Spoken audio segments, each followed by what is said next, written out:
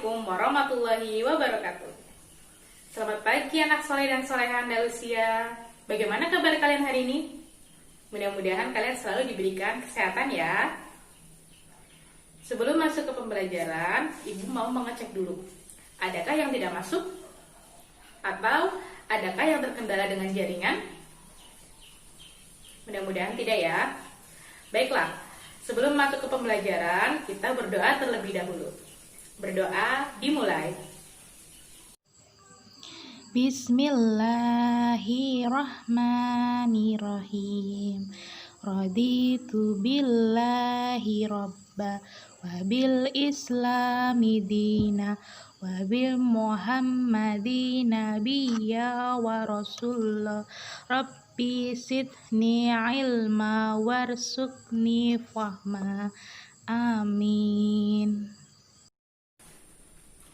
Ibu memiliki beberapa gambar. Silakan kalian perhatikan dan cermati gambar tersebut.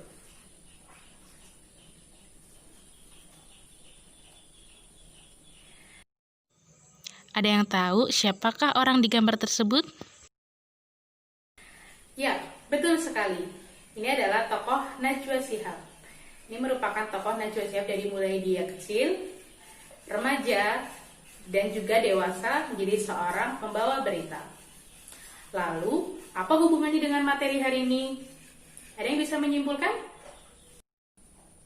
Dari contoh-contoh tadi, seperti fase kehidupan Najwa Shihab mulai dari dia kecil, remaja, dan dewasa, dia mengalami berbagai perubahan status sosial. Nah, pembelajaran kita hari ini adalah membahas tentang status sosial seorang individu dalam mobilitas sosial. Adapun tujuan pembelajaran mobilitas sosial, yang pertama, kalian harus mampu menjelaskan pengertian mobilitas sosial. Yang kedua, kalian harus mampu mengidentifikasi bentuk-bentuk mobilitas sosial. Yang ketiga, kalian harus mampu menganalisis contoh-contoh mobilitas sosial yang ada di sekitar kalian. Nah, yang pertama, kita akan belajar tentang pengertian mobilitas sosial. Sebelum kita membahas pengertian mobilitas sosial, ada baiknya kita membahas dulu pengertian masing-masing kata. Yang pertama, dari kata mobilitas. Mobilitas berasal dari bahasa Latin, yaitu mobilis, yang artinya dapat bergerak atau dapat berpindah. Yang kedua adalah sosial. Sosial merupakan individu atau sekelompok orang yang berada di kelompok sosial. Jadi, mobilitas sosial merupakan perpindahan seorang individu atau sekelompok orang dari satu status sosial ke status sosial yang lain.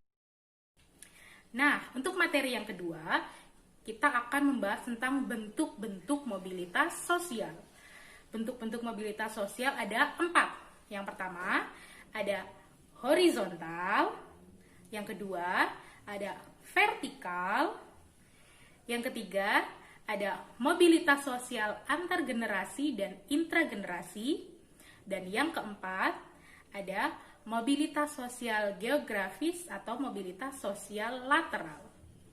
Nah, untuk hari ini kita akan membahas 2 bentuk mobilitas sosial, yaitu mobilitas sosial horizontal dan mobilitas sosial vertikal. Yang pertama adalah mobilitas sosial vertikal. Silakan kalian perhatikan contoh gambar berikut. Beliau adalah Bapak Joko Widodo. Dalam fase-fase kehidupannya, Bapak Joko Widodo pernah menjabat sebagai Wali Kota Solo, terus kemudian naik status menjadi Gubernur DKI Jakarta, dan yang terakhir naik status menjadi Presiden Republik Indonesia. Dari fase-fase kehidupan Bapak Joko Widodo merupakan contoh dari mobilitas sosial vertikal naik. Contoh selanjutnya adalah ada seorang karyawan yang menjadi pengangguran karena PHK. Ini merupakan contoh dari mobilitas sosial vertikal turun. Bentuk mobilitas yang kedua adalah horizontal. Silakan kalian perhatikan gambar tersebut. Itu merupakan contoh dari mobilitas sosial horizontal, di mana Sule yang awalnya bekerja di Trans TV sebagai komedian, Kemudian bekerja menjadi presenter dan komedian di acara Net TV. Perubahan sosial yang terjadi pada Sule terletak pada tempat kerjanya. Namun, untuk jenis pekerjaannya masih sama, yaitu di dunia hiburan. Nah, untuk tugas kalian hari ini, silakan kalian cari tokoh, baik itu public figure ataupun orang-orang yang ada di sekitar kalian. Terus kalian tentukan apakah orang tersebut mengalami perubahan sosial vertikal naik atau vertikal turun, dan juga mengalami mobilitas horizontal.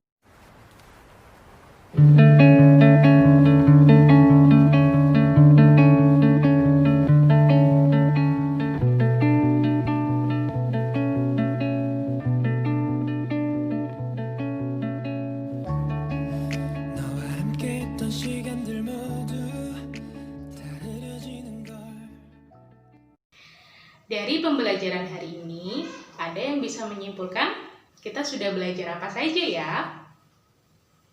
Ya, betul sekali. Kita sudah belajar tentang pengertian mobilitas sosial. Yang kedua, kita membahas tentang bentuk-bentuk mobilitas sosial. Dan juga Ibu juga sudah memberikan contoh-contoh dari mobilitas sosial. Nah, untuk mengevaluasi kemampuan kalian dalam belajar hari ini, silakan kalian kerjakan lembar Google Form yang sudah Ibu kirimkan ke Google Classroom kalian. Terima kasih untuk pembelajaran hari ini, dan jangan lupa kalian harus tetap menjaga kesehatan dengan cara rajin bercuci tangan, menjaga jarak, dan selalu menggunakan masker di luar ruangan. Terima kasih. Wassalamualaikum warahmatullahi wabarakatuh.